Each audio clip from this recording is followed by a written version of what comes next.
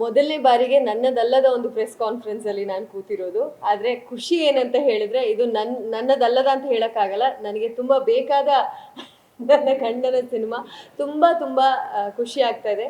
ಅವ್ರು ಹೇಳ್ದಂಗೆ ಒಂದು ಬ್ರೇಕ್ ತಗೊಂಡ್ರು.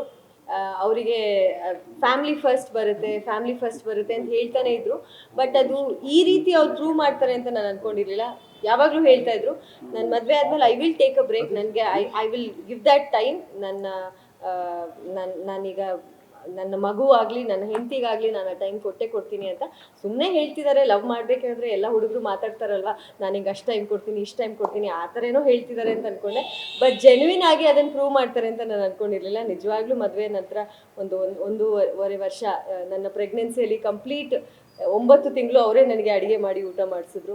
ಈಗ ಮಗುಗೆ ಈಗ 11 ತಿಂಗಳು, ಇವತ್ತಿಗೆ 11 ತಿಂಗಳು ಮಗುಗೆ. ಸೊ ಈ ಜರ್ನಿಯಲ್ಲೂ ಕೂಡ ನಾನು ಒಬ್ಬ ತಂದೆಯಾಗಿ ನಾನು ಮಗು ಜೊತೆ ಟೈಮ್ ಕೊಡಬೇಕು ಅಂತ ನಾನು ಹೇಳಿದೆ. ಸಾಕು, ನೀವು ತುಂಬ you have done your best, ಈಗ you have to get back ಅಂತ ಹೇಳಿ. ಸೊ ಗೆಟ್ ಬ್ಯಾಕ್ ಅಂತ ಹೇಳಿದಾಗ ಸರ್, ಈಗ ಗೆಟ್ ಬ್ಯಾಕ್ ಅಂತ ಹೇಳಿದಾಗ ಈ ತರ ಒಂದು ಲೆಜೆಂಡ್ಸ್ ಜೊತೆಗೆ ಗೆಟ್ ಬ್ಯಾಕ್ ಆಗ್ತಾರೆ ಅನ್ನೊಂದು ಕನ್ಸಲ್ಲೂ ನಾನು ಯೋಚನೆ ಮಾಡಿರ್ಲಿಲ್ಲ. ತುಂಬಾ ತುಂಬಾ ಖುಷಿ ಆಗ್ತದೆ. I am very very excited.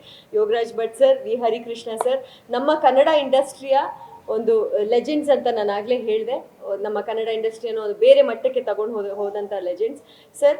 ನನ್ನ ಗಂಡನ ನಿಮಗೆ ಒಪ್ಪಿಸ್ಬಿಟ್ಟಿದ್ದೀನಿ, ದಯವಿಟ್ಟು ಅವರನ್ನ ನೀವು 3 ತಿಂಗಳು 4 ತಿಂಗಳು ಲಾಕ್ ಮಾಡ್ಕೊತೀರಾ ಸಿನಿಮಾ ಶೂಟ್, ನನಗೇನು ಪ್ರಾಬ್ಲಮ್ ಇಲ್ಲ ಸರ್. ಅವ್ರನ್ನ ಒಂದು ದೊಡ್ಡ ನಟನಾಗಿ ಮಾಡಿಕೊಡಿ ಸರ್, ಅಷ್ಟೇ.